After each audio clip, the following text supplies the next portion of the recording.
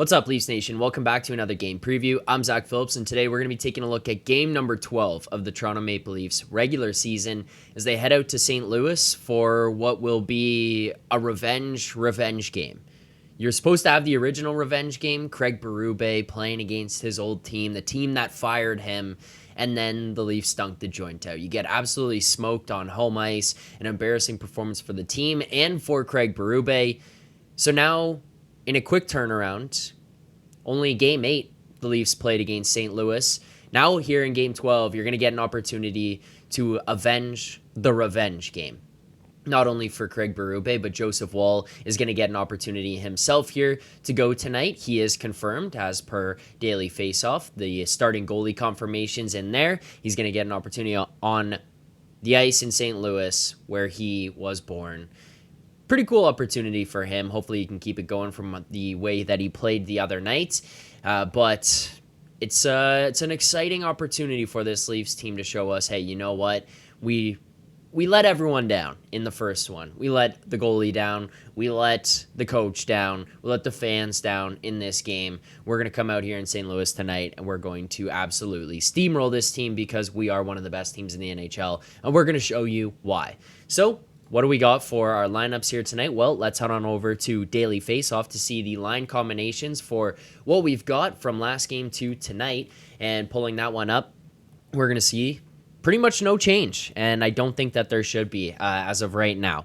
Looking at the lines, you've got Nyes, Matthews, Marner, no-brainer there. Matthew Nyes absolutely on a roll. The kid has been incredible so far to start this season. 6 goals for him for basically a brief moment. He had tied William Nylander for the team lead in goals, and then Nylander obviously pots 2 there and takes it back and creates a little bit of a lead for himself, staying amongst the league leaders in goal scoring. But Matthew Nyes, great start for him, and a lot of that is going to have to do with piggybacking off of the way Austin Matthews has played as an all-around player so far to start this season. Not just a premier goal scorer that he is, but a guy who's elevated his game as a 200-foot player, impacting the game offensively and defensively so far. It's just going to continue to bring that line up, and I feel like they're just going to keep heating up here, and Matthew Nyes is going to be able to continue to kind of benefit from the other 2 guys and their skill level.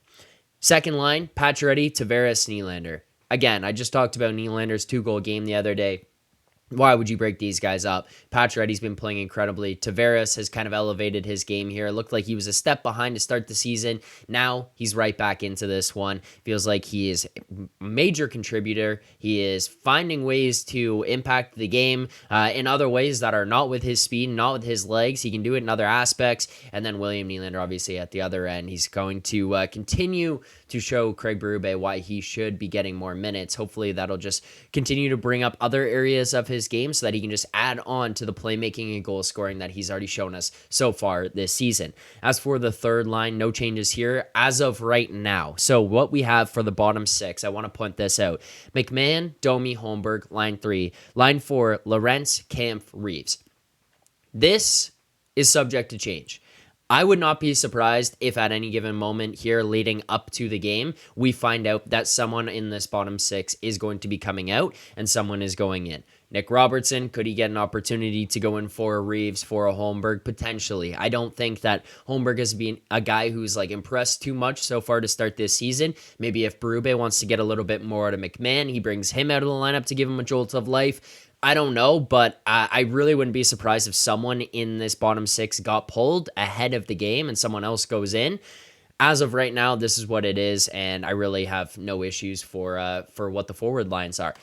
Look, for tonight, what you're going to be looking for out of this group against St. Louis is pretty much relentless pressure, never letting a foot off the gas, and just going from start to finish. You want to make St. Louis feel it tonight, whether it is physicality, whether it is putting up a lot of goals on them, it doesn't matter. You want to make sure it's known to St. Louis that you're here to play and you're going to make up for what you did in the last game and how poorly that looked on the team and Berube. For defensive pairings for tonight, yet again, for what we see right now, this is in this moment, Riley, Ekman Larson, McCabe, Tanev. Don't see those guys changing. Simone Benoit, Connor Timmins is your third pair. Look, they've liked Connor Timmins early so far to start this season. Philippe Myers did get an opportunity. Timothy Liljegren obviously has now moved on. We did see Hakanpää and Dewar were leaving the other day to go to Cleveland for an AHL conditioning stint. So likely Hakanpää going to be trying to get back into this line or get into this lineup for the first time this season coming up. This is going to be an audition for these guys in that final pair. Benoit, Timmins, Myers, Hakanpää. How are they going to rotate through? Right now, Timmins is in.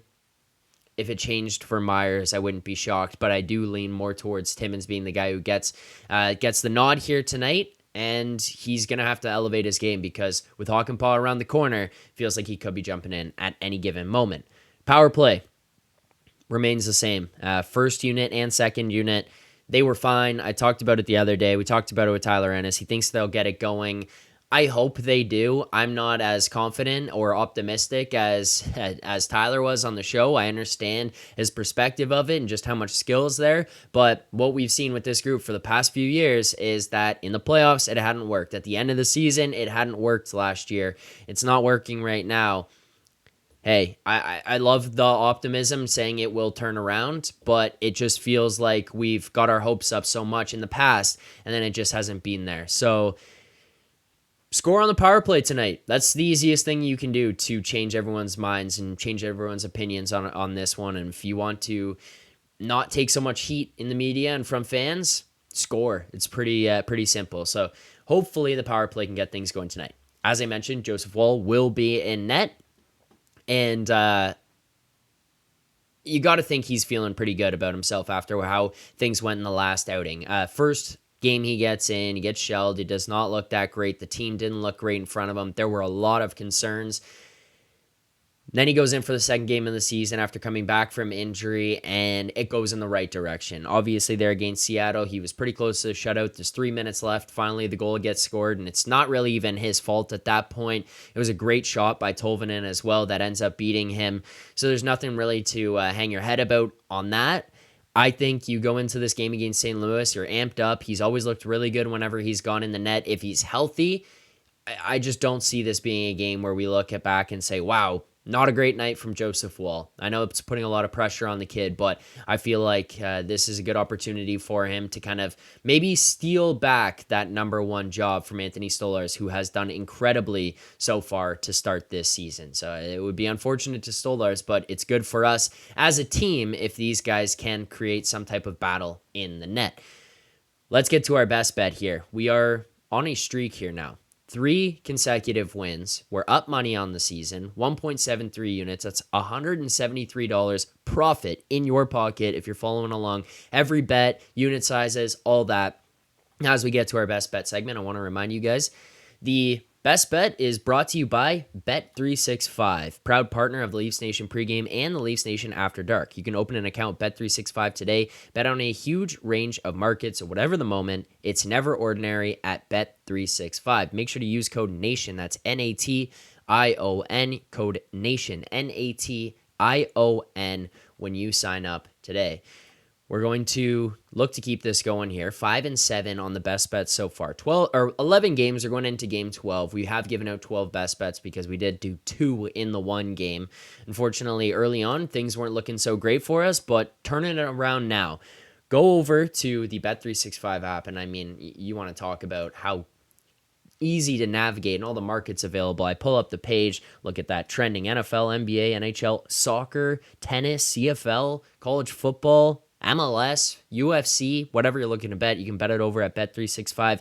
Head on into the NHL section. I'm going to go over down to the Maple Leafs game. And then, yes, as always, we're going over to player props. I'm going to stick on the same train that I was on last time. I feel like we still have an opportunity to win money here because I think we still have a slight edge on this one. I'm going to look to the points market, and I'm going with a Max Pacioretty point. This is by far best price in market across any sports book. So if you're betting this tonight, you should be doing it at Bet365, code NATION, NATION.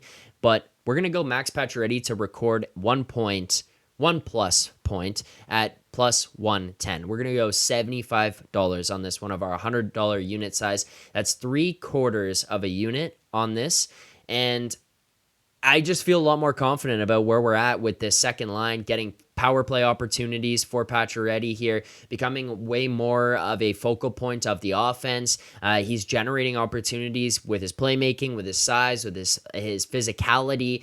He has been a big impact player here. He's getting some minutes, and he's been playing really, really well. That's a second line that has looked incredible so far to start this tenure of them being together, this little stretch here over the last couple of games. I don't see it stopping tonight. I think Max Pacioretty keeps it rolling, gets another point tonight. So plus 110. We go $75 on that one, and $75 on our plus 110 bet will profit you here tonight $82.5. Make sure to head on over to Bet365 for the best price for this one in the market. We appreciate you guys following along, watching the video. If you did like it, hit that like button, subscribe to the channel, drop comments below, whatever you guys think your best bet is or how you predict this game to go. I look forward to hearing it. Thanks so much for watching. We'll be back tonight for the Leafs Nation After Dark following Game 12 of the season, joined by none other than fan favorite Jay Rosehill. Hopefully nothing tonight for Rosie to be screaming about. Appreciate it as always.